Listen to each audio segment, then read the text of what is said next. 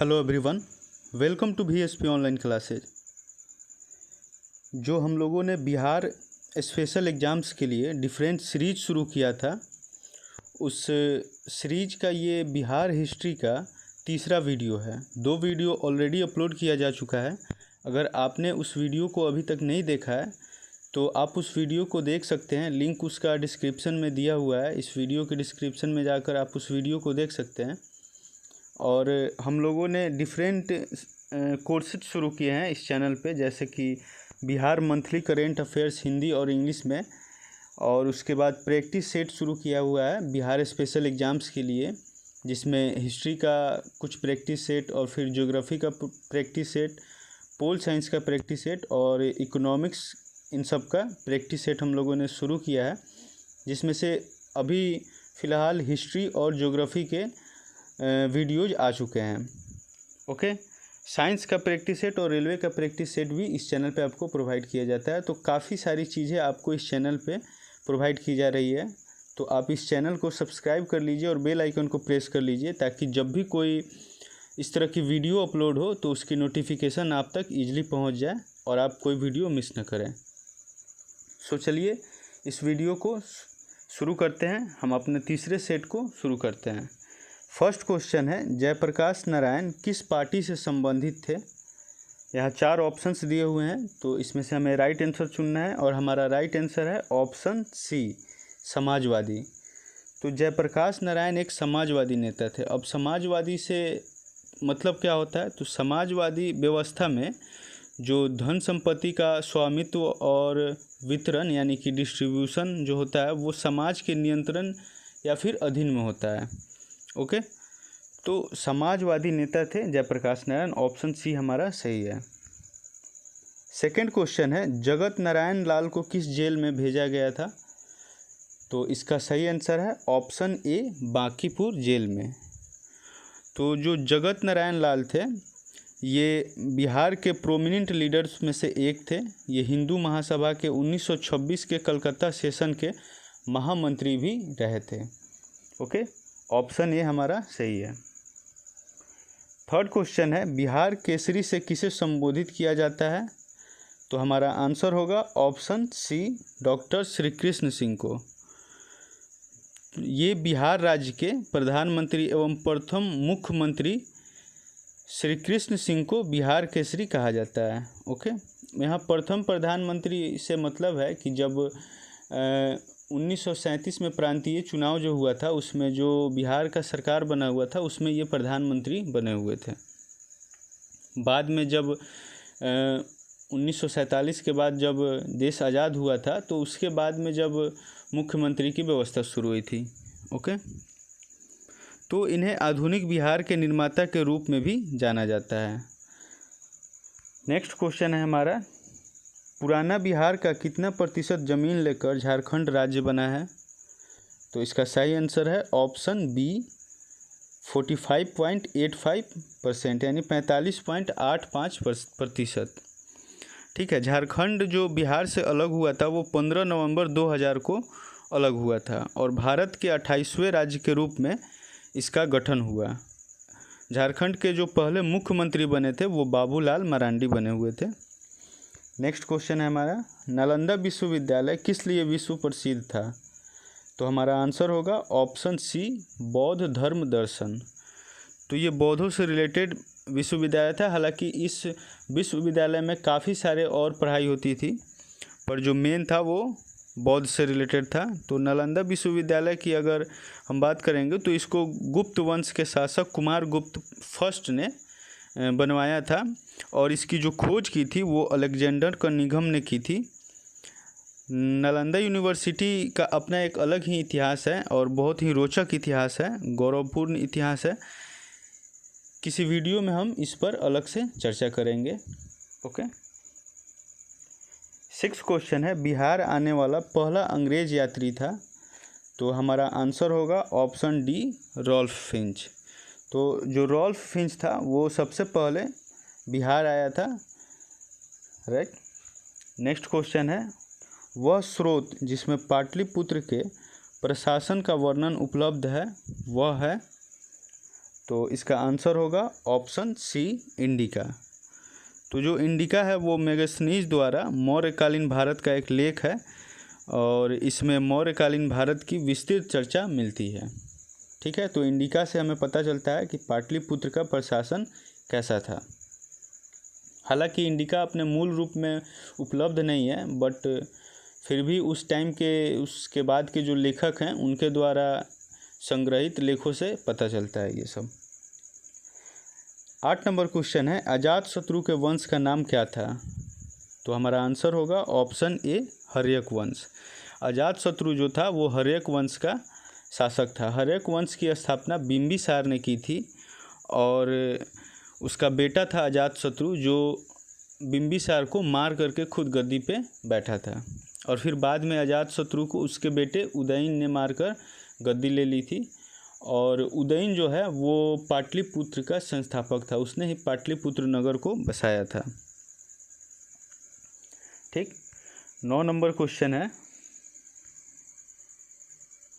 ईसा पूर्व 6ठी सदी में विश्व की प्रथम गणतंत्रात्मक व्यवस्था कहाँ थी? तो इसका आंसर होगा option A Vaishali.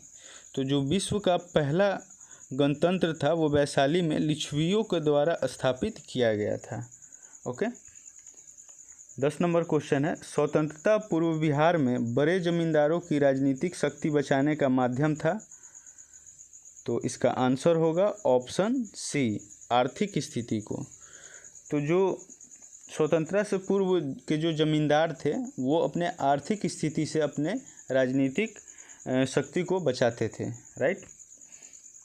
Next question है, मुजफ्फरपुर में किंग्स फोर्ट की हत्या का प्रयास कब किया गया? तो इसका आंसर होगा ऑप्शन ए 1908। 30 अप्रैल 1908 को जज किंग्स फोर्ट के बग्घी पर खुदीराम बोस और प्रफुल्ल चक्की ने बम फेंका। ओके, पर इसमें किंग्स फोर्ट बच गया था। खुदीराम बोस को पकड़ लिया गया था और प्रफुल्ल चक्की ने जब अंग्रेज़ों से घिर जाने पर खुद को गोली मार ली थी। जब देखा कि अंग्रेज़ों से घिर गए हैं तो उन्होंने खुद को गोली मार ली थी। 11 अगस्त 1908 को मुजफ्फरपुर जेल में ही खुदीराम बोस को फांसी दे दी गई थी। ये सबसे कम उम्र में फांसी पर झूलने वाले क्रांतिकारी थे। राइट। 12 नंबर क्वेश्चन है, पटना कलम अथवा पटना शैली का अंतिम चित्रकार किसे माना जाता है? तो इसका आंसर होगा ऑप्शन सी ईश्वरी प्रसाद को। तो जो पटना कलम है उसको कंपनी शैली या फिर इंडो ब्रिटिश शैली भी कहा जाता है और यह परवर्ती मुगल काल की पेंटिंग विद्या है। राइट। फिर नेक्स्ट क्वेश्चन है हमारा, गोपाल सिंह नेपाली ने निम्नलिखित में से किस पत्र पत्रिका का संपादक नहीं किया? तो यहाँ ऑप्शन बी जो है वंश, उसका इन्होंने संपादन नहीं किया था। बाकी तीनों का संपादन इन्होंने किया था। सुधा प्रभात और दी मुरली का इन्होंने संपादन किया था, लेकिन हंस का इन्होंने संपादन नहीं किया था। तो हमारा आंसर हो जाएगा ऑप्शन बी हंस। ओके। 14 नंबर क्वेश्चन है, महाकवि विद्यापति किस युग के कवि थे? तो इसका आंसर होगा ऑप्शन सी मध्यकाल। तो जो विद्यापति थे उनका जन्म लगभग सन 1352 ईस्वी में हुआ था। तो ये मध्यकालीन जो भारत थी उसके उस युग के ये कवि थे। 15 नंबर क्वेश्चन है, दिनकर जी अपनी किस रचना से राष्ट्र कवि के रूप में प्रतिष्ठित हुए?